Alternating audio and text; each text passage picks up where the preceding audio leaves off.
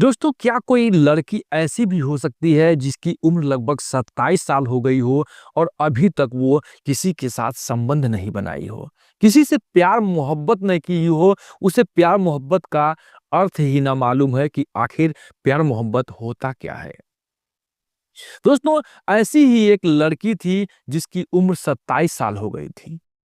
दोस्तों, वो प्यार मोहब्बत के बारे में कुछ नहीं जानती थी, आज तक वो किसी के साथ संबंध नहीं बनाई थी।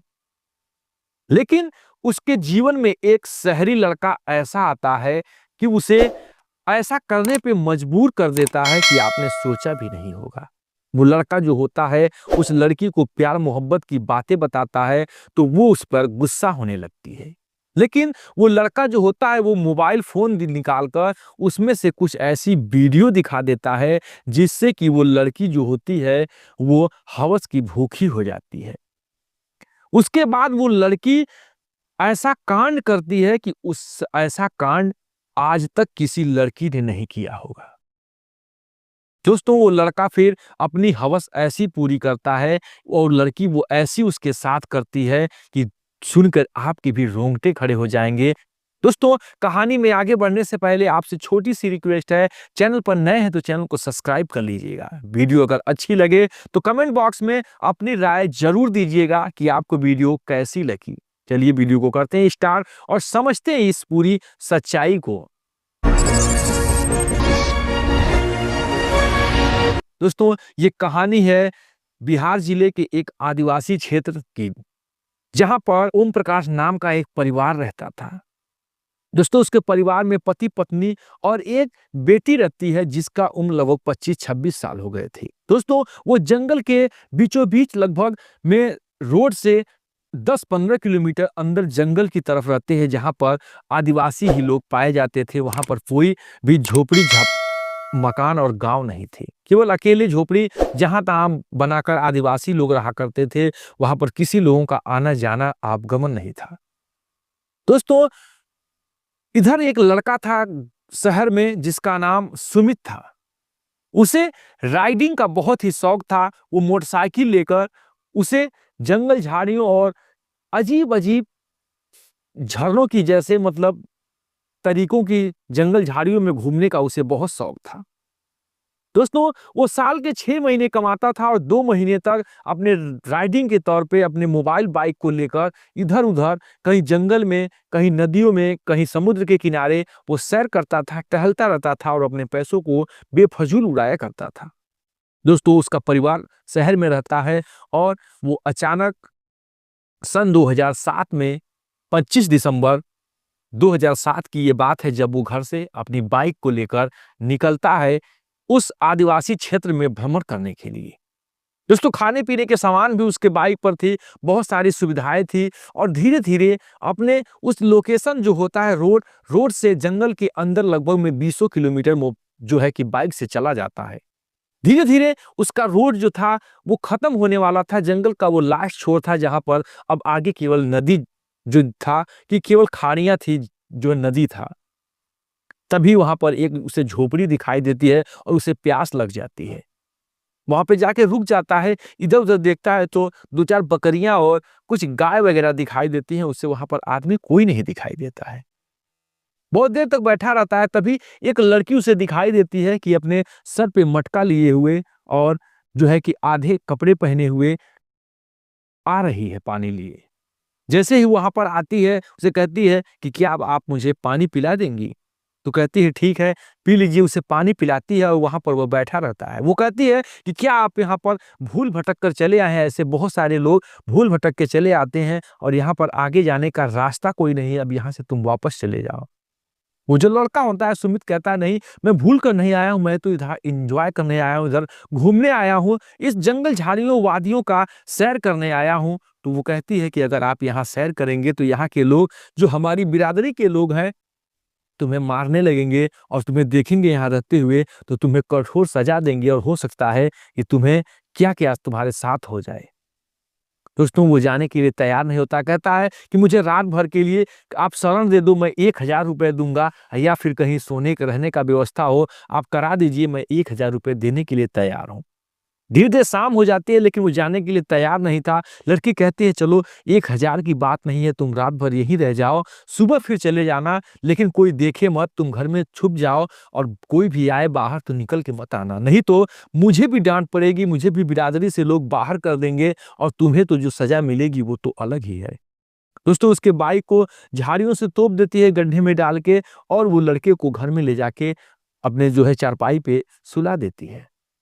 शाम को भोजन वगैरह बनाती है और बनाने के बाद उसे भी खिलाती है और अपने भी खा लेती है। तो फिर बैठकर जो वो सुमित होता है पूछता है कि क्या तुम इस घर में अकेली ही रहती हो? तो बताती है नहीं, मेरी माँ भी है, मेरे पिता भी हैं जो शहर में काम करने के लिए गए हैं, नौकरी करने के लिए गए हैं, 1 महीने बाद वो लोग आ जाएंगे, मैं तब तक अकेली रह रही हूँ। तो पूछता है कि आखिर तुम्हें क्या यहाँ पर डर नहीं लगता है? कोई लड़का आकर तुम्हारे साथ छेड़खानी करने लगे, तुम्हारे साथ संबंध बनाने लगे, तुम्हारे साथ गलत अश्लील हरकतें करने लगे, तो तुम क्या करोगी? तो कहती है कि मेरे पास ये चाकू है। तो कहता है क्या तुम चाकू से मार लोगी? कहती है नहीं वो लड़की कि मैं चाकू से नहीं मारूंगी, बल्कि ये चाकू मैं अपने पेट में मार लूंगी, अपने आप को खत्म कर लूंगी, लेकिन अपने शरीर के साथ शोषण नहीं करने दूंगी। दोस्तों वो लड़की का नाम पूजा था, और वो जो पूजा थी इतनी निडर थी, इतनी जो थी कि अडिग थी, आप सोच भी नहीं सकते हैं। फिर वो लड़का कहता है कि अगर शेर जानवर आ जाए तो तुम क्या करोगी? तो कहती है कि शेर से लड़ जाऊंगी, जानवर को आज तक मेरे इस यहाँ पर किसी ने अटैक नहीं किया, अब क्या करेगा? अगर जीवन में लिखा होगा मुझे मरना, आज तो मैं मर जाऊंगी, अगर कल लिखना होगा तो कल भी मैं मर जाऊंगी। दोस्तों फिर वो पूछता है कि क्या तुम यहाँ पर रहकर आज तक अपने जीवन का आनंद नहीं ली हो? तो कहती है ऐसा आनंद क्या होता है, मैं तो ये जानती नहीं हूँ, आज तक मैंने किसी में जीवन के साथ मैंने किसी के साथ ऐसा कुछ नहीं किया, आखिर में क्या ये सब होता है? दोस्तों वो समझ जाता है कि लड़की किसी के साथ अभी तक प्यार मोहब्बत और संबंध नहीं बनाई है, ये तो एक जेन्युइन महिला है और इसने अभी तक किसी को प्यार के झांसे में नहीं पड़ी है। ये आज तक इसके लगभग 25-27 साल उम्र हो गए हैं, अभी तक ये ऐसी कुंवारी की ही कुंवारी है। दोस्तों उसे प्यार मोहब्बत की बातें बताता है तो उसे कुछ फर्क नहीं पड़ता है। अब वो कहता है कि क्या तुमने वीडियो सिनेमा वगैरह देखा है? तो कहती है कि हाँ सुना है, देखा तो नहीं है। तो कहता है कि क्या तुम देखना चाहोगी? तो कहती है, तो मुस्कुराने लगती है। उधर जो सुमित होता है अपने बैग से निकालता है अपना जो है कि एक छोटा-सा टेप रिकॉर्डर जिसमें बहुत सारे चिप वगैरह लगे थे। 2007 का समय था, चिप वगैरह चलता था। अपने मोबाइल में चिप में गाने वगैरह लोड थे, जो कि उसको चलाकर दिखाने लगता है। वो देखती है कुछ बदन साथ दिखने वाला वो वीडियो और नाच गाने तो समाने लगती है। दोस्तों कुछ नाच गाने वगैरह देखती है, कुछ फिल्मों की सीन वगैरह देखती है, धीरे-धीरे उस मोबाइल में कुछ अश्लील वीडियो आने लगती है। दोस्तों जैसे-जैसे वो वीडियो देखने लगती है, कहीं न कहीं उसके शरीर से वो हवस की आग धीरे-धीरे जलने लगती है। वो अपने आप को कंट्रोल नहीं कर पाती है और धीरे-धीरे सटकर उस जो सुमित है उसके पास आने लगती है। दोस्तों सुमित भी धीरे-धीरे सटकर पास में पहुँच जाता है, अपने आप को कंट्रोल नहीं पाता है और दोनों आपस में लिपट जाते हैं और धीरे-धीरे जो है कि उसका जो मोशन था वो बदलने लगता है। दोनों संबंध बनाने पर मजबूर होने लगते हैं, तभी लड़की जो होती है पूजा वो रोक देती है कि नहीं मैं ऐसा नहीं कर सकती हूँ, मैंने आज तक जीवन में किसी लड़के के साथ ऐसा नहीं किया, मैं करूँगी भी तो अपने पति के ही साथ करूँगी, जीवन में मैंने कसम खा रखी है।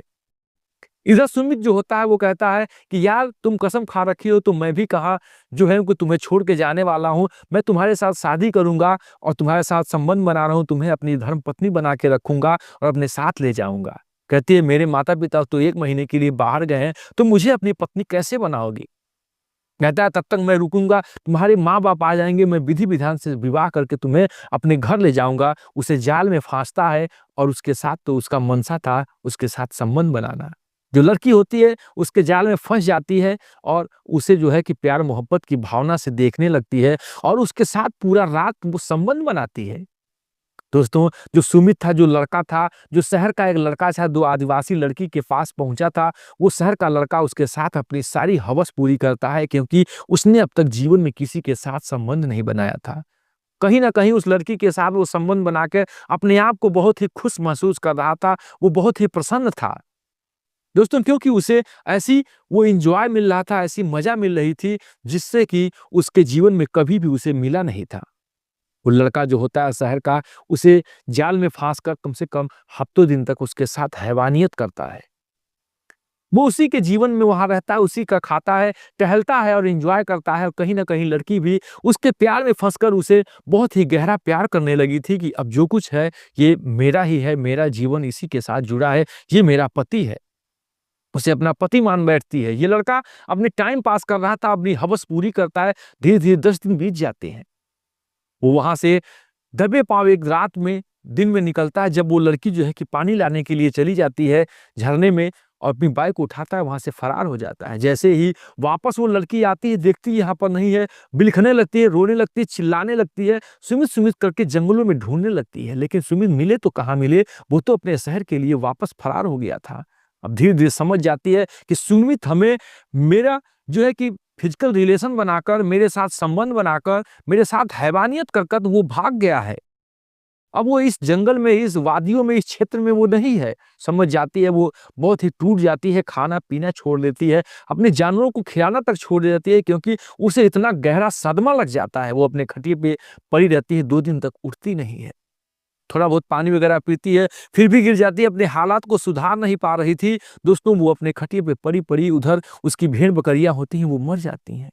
दोस्तों, गाय जो होती है चिल्लाती रहती है, आसपास की जो घास दूबे थी उसे खाकर अपना जीवन किसी प्रकार से बिता रही थी। लेकिन धीरे धीरे वो टूट गई थी, अपने खटिए पे पड़ी रहती है वो पूजा, और उस पर से वो उठ नहीं पा रही थी। दोस्तों, क्योंकि उसका हालात ऐसा हो गया था, वो अपने आप को अब खत्म करना चाहती थी, क्योंकि वो अब सुमित के अलावा किसी भी आदमी के साथ अपना जीवन नहीं बिताना चाहती थी। अब वो सोचती है कि मेरे माता पिता आएंगे और इन जानवरों को, घर को उनको सौंप दूंगी और अपनी आत्महत्या कर लूंगी, अपने आप को मैं खत्म कर लूंगी, इस जीवन में अब नहीं जीऊंगी।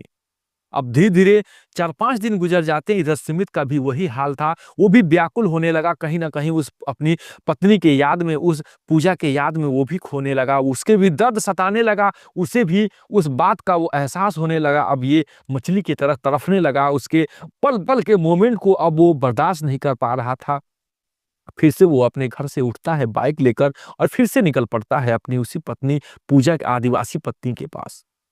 जैसे ही पहुंचता है, देखता है कि घर में बहुत तेज बदबू आ रही है, किसी मरण और मरे आदमी की जैसी आ रही है। तो देखता है कि भेड़ बकरियां वहां पर मर चुकी हैं और वो मरने के उस हालात पर पहुंची है, वो अपने उठने की उसमें शक्ति नहीं है। देखती है सुमित को, उसके अंदर जान आता है और कहती है कि तुम क्यों आ गए, बस 1-2 दिन की बात थी, मैं मर गई होती तब आए होते, तुम छोड़कर मुझे कहाँ चले गए थे। दोस्तों, सुमित देखकर उसके आंखों में आंसुओं की धार बह रही थी, लेकर गले से लिपट जाता है और रोने लगता है कि मैं अब तुम्हें छोड़कर कभी नहीं जाऊंगा, तुम्हें जीवन में मैं अपना चुका हूं, तुम्हें अपने जीवन के साथ ही रखूंगा। तुम ऐसा क्यों सोच लिया, और ये तुमने क्या किया, इन भेड़ बकरियों को तुमने चारा तक नहीं डाला, इनको मार डाला। कहती है, मेरे माता पिता आने का मैं इंतजार कर रही थी, नहीं तो अब तक मैं अपना जान दे देती, अपने प्राण त्याग देती, और माता पिता आने के बाद तो मुझे प्राण तो वैसे ही त्यागना था। दोस्तों, क्योंकि उससे वो बेतहा मोहब्बत करती थी, बेतहा प्यार करती थी, उसी के साथ जीने मरने का कसम खा रखी थी। वो किसी और लड़की के साथ, किसी और लड़के के साथ कैसे अपना जीवन गुजार सकती थी, क्योंकि वो आदिवासी थी। एक ही आदमी के साथ जीने का उसने प्रयत्न था, और आज भी उनका ये रिवाज चलता आ रहा है। दोस्तों, कुछ दिन बीतता है, उसके माता पिता घर पे आते हैं, वो अपने माता पिता को ये सारी बातें बताती है। धीरे धीरे कुछ खाने पीने का सामान लाया था, दवाइयाँ वगैरह लाया था, अब जो पूजा थी वो सही हो चुकी थी।